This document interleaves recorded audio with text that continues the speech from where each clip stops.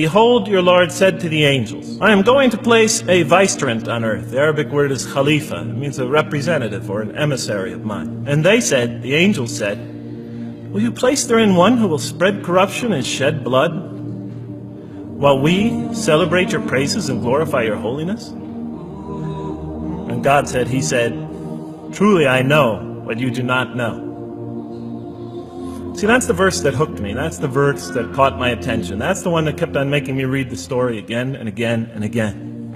Because listen to the way it begins. "Behold, your Lord said to the angels, I am going to place a representative of mine on earth, a vicegerent of mine, an emissary, one who acts on my behalf." I thought, that's not the way it goes. You're not supposed to be placing man on earth in some positive role. You place man on earth as a punishment for his sin. Clearly, I knew the author didn't quite get the point. But still, it was an amazing line. But then I come to the next line, and it says, "And the angels say, will you place therein one who will spread corruption and shed blood, while we celebrate your praises and glorify you?" I looked at it again. I couldn't believe the question. I looked at that and I said, exactly. That would be my question. Why would you create this being, supposedly for some positive role, when he's capable of doing tremendous wrongdoing? When he could spread corruption and shed much blood? Why would you create this violent and pernicious creature when you could create angels? As the angels clearly say, Well, we, the angels, celebrate your praises and glorify you. They're asking one of the most fundamental questions in the entire history of religion. Why create you, man, this utterly fallible creature, this creature who could rebel against God's will, who could do such tremendous wrongdoing, who could wreak havoc like no other creature on earth, when you can make them angels? That whole question, everything that I ever thought, everything that I ever experienced, everything that I ever knew was in that question. It was as if the author took my life and wanted to pick out exactly the right question to humiliate me, to provoke me, to anger me. Why create man, this most destructive and violent creature, when you could make them angels? And then look at the answer. And he said, God said, "Truly I know what you do not know." You know, in modern parlance, we would say, "I know exactly what I'm doing." I read that and said, what? You know what you do not know? You know exactly what you're doing? Well, please inform me. Tell me what you're doing. You can't just get off that easy. You can't just tell me you know exactly what you're doing. Not after what I've been through. Not after you made me this way. And then I realized, of course, I was arguing with a God I didn't even believe in. And that would happen several times as I read through the Quran. And sometimes I would just get into so agitated by what I read, I'd start arguing with this voice that I'm reading before me, that's calling to me.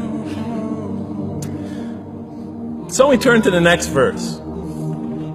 It turns out that the Quran just doesn't dismiss the question. It starts to answer it a little bit. And in the next verse it says, "And he taught Adam," God taught Adam, "the names of all things. And then he placed them before the angels and said, tell me their names if you are right." So this verse is clearly referring to the previous one. But notice what it says. "And he taught Adam the names of all things." So here we see Adam is not only just a creature who knows how to name things, who's acquiring the gift of language, but he's also a learning creature. God is teaching him. Now right here, right in this verse, and it'll come even clearer in the subsequent verses, that the very first thing that the Quran is going to emphasize here is man's intellect. He is a learning creature. He is taught. And what is he taught? What is one of the great intellectual gifts he's given in response to the angel's question? The gift of language. Because through language, mankind can not only learn, but he could learn things not only through his own experience, but he could learn things that other people have experienced of times and places that are hundreds, thousands of years and miles separated from him. And so that all our knowledge becomes cumulative. Every generation learning from the generation before it. I'm learning today from authors I read from other sides of the world that may have existed 2,000 years ago. And so we all contribute to our collective learning and knowledge. And so what I'll see later in the Quran, And the Quran will emphasize this again and again and again. Like in one verse it says, read in the name of your Lord who created a man out of a tiny creature that clings. Read, it commands the reader. For your Lord is most bountiful. Why is he most bountiful? What great gift did he give you? For he taught man the use of the pen, and through it taught him what he otherwise could not know. And he taught Adam the names of all things. And then he placed them before the angels and said, tell me their names if you are right. Okay, you have this objection you have this natural question about this creation of mankind. Here, this mankind is this human being, this human creature is a learning creature. He has many intellectual gifts. Here, I'm going to place these things before you. Tell me their names if you are right about man. And what did the angel say? Glory to you. We have no knowledge except what you have taught us. In truth, it is you who are knowing, the wise. They say this task, this intellectual test that's put before them is beyond their grasp. And so in the next verse we read, and he said, oh Adam, tell them their names. And when he had told them their names, notice how it's just like it's nothing for him. For mankind, he has this phenomenal ability. And that's clearly the point of these verses. Even though I felt that the author didn't quite, it was as if I realized that he didn't misunderstand the story. He was taking one of the great stories in the history of humankind, one of the fundamental greatest stories in the history of mankind, and molding it and using it as a vehicle for an entirely original message. And God said, did I not tell you that I know what is unseen in the heavens and the earth? And I know what you reveal and what you conceal? In other words, didn't I tell you I know exactly what I'm doing? I looked at that. What question what did they reveal and what did they conceal? Why are you all looking at me like that? It's starting to scare me. You're all looking very serious. Am I losing you? Wow. Okay. So, they revealed the sinister and evil propensities of man. But what did their question conceal? And all you have to do is think about it for a minute.